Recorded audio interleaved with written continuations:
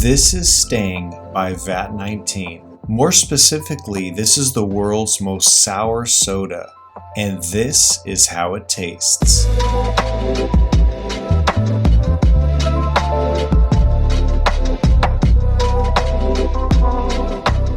This is a USDA prime grade, dry aged for 14 days New York strip. Today's experiment is to marinate this steak in the world's most sour soda. Let's get started.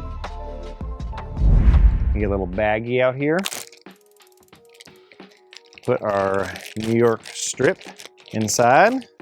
Now we're gonna take our Stang. Let's fill her up.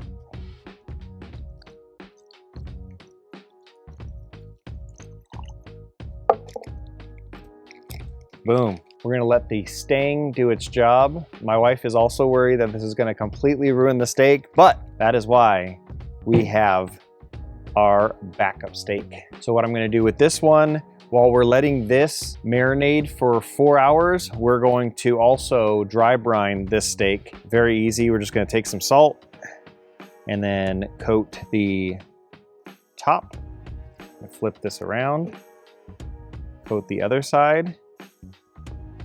And that salt is gonna work at also tenderizing our New York strip. All right, we'll tune back in 4 hours. Many hours later. All right, the steak's almost done marinating, but before we whip that out, I got a new smoker to show you. Let's go check it out. All right, here is the new little beast, and it is by a company called Smokin Tex. So here she is in all her stainless steel glory. You do have a latch system right here. When you pop this up, this door will actually open up. And it is an electric smoker. So you basically put your wood chunks and wood chips down here in this tray, and then it will get smoke going. To me, I've never actually been a fan of electric smokers. To me, there was just something about it. But when I checked these out at Barbecue Outfitters, the thing that impressed me most was actually the temperature range that it can do. The temperature on the lowest setting, it can get to 100 degrees and it goes up to 250. This is meant to be used as a smoker, so you got your brisket and pulled pork. But the more impressive thing is you can actually use this for cold smoking, you can use it for beef jerky, and this doubles as a warming rack. So you could set this thing to 140 and you could have your brisket and let it rest in here. And then when it's time to, serve, you can pull it out of here. So in my eyes, this thing just isn't a smoker. It's so much more. We're gonna be doing a lot of sausage content and stuff like that, either cold smoking or hot smoking sausage. So this company's been around for 20 years, and there are people out there that have had these units that are 20 years old and they're still in use to this day. So that is pretty cool that these things are definitely built to last. So stay tuned to see more footage on this bad boy, but now let's go cook up some steak. All right, let's get the grill fired up. We'll be using B&B lump charcoal. All right, let's heat this charcoal up.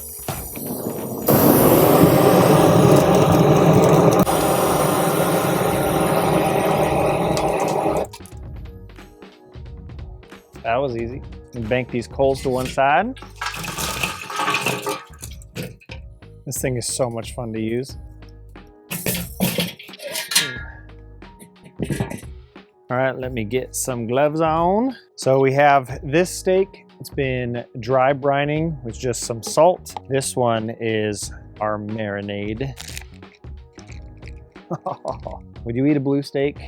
I mean, I've heard of blue rare before, but it almost smells like a Sour Patch candy. And if you hit that subscribe button, I'm gonna drink this marinade right now.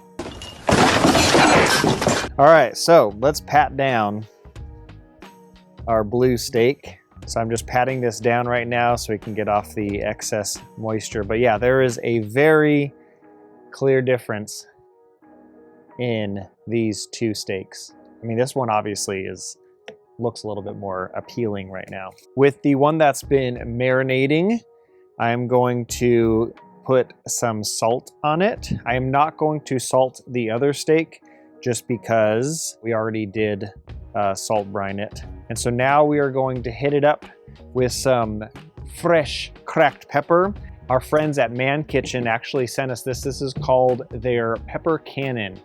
And this thing cranks out pepper like there is no tomorrow. So definitely no comparison when it comes to fresh cracked pepper. And with a few turns, this thing is just lobbing pepper on. Now for the fresh steak that already has salt on it, we are just going to do pepper. So I'm gonna do one side, flip it around, and hit it with the other side. Ain't nothing better than fresh cracked pepper. Check out the pepper cannon if you wanna go extreme. All right, so our steaks are ready for the grill. We're gonna be putting them on the Weber kettle. I am gonna be cooking them indirectly, which means apart from the coals. We're gonna let them come up to temperature, and right when they get to about medium rare, then we're gonna put them over on the sear side, but we're gonna do something a little bit different. Our friends over at Grates sent us their grill grates for the Weber kettle. They put a nice sear mark on these steaks. So I've never tried it, actually really looking forward to trying it. So now let's go prep the Weber. All right, so now let's go prep the Weber kettle. We have our cool side here. I'm gonna be putting these steaks on here. That's gonna warm them up slowly. And we're ready to sear. We're gonna put them on the hot side. But our friends sent us these grill grates, and we're just gonna slide this over to the hot side. These grill grates, they're made out of aluminum. They're gonna get screaming hot. So when we actually want to put our steaks down on here, you're gonna get those really nice sear marks. All that aluminum is just gonna transfer the heat to these lines up on here and these ridges. And so you're just gonna have extreme high heat. So we're gonna get these steaks on now. So we're going to put our first steak on, and then we're gonna get our second steak on there. Just gonna let the heat just do their thing. All right.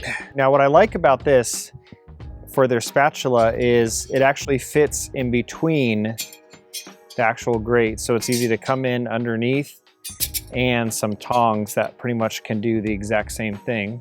And we're gonna take our first one, and we're going to take our other one.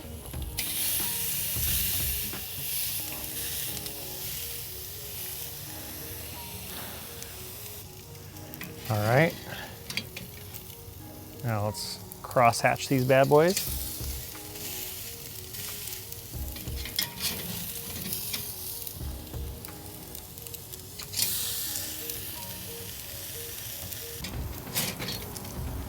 All right, let's see what's on the other side. Ooh,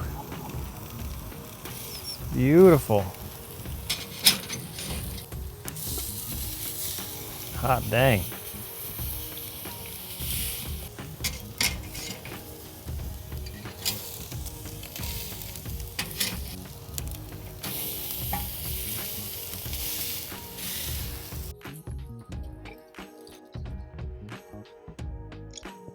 Now we are gonna let these rest for about 10 minutes.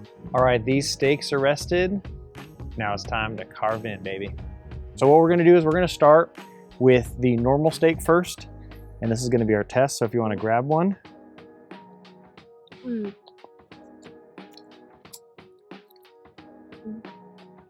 The texture on there, just with that sear mark on there, it just has a really nice crispiness to it. It's really good. Now, I'm not gonna lie, I am kind of afraid just because there's like blue on here. Okay, smell it. Doesn't it kind of smell like a Sour Patch Kid? Kinda? All right, let's taste it. It just tastes like a bunch of lemon juice.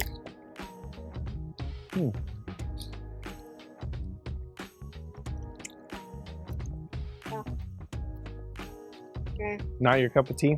No. What was your idea? What do you think? Fun experiment nonetheless. Something goofy to try out.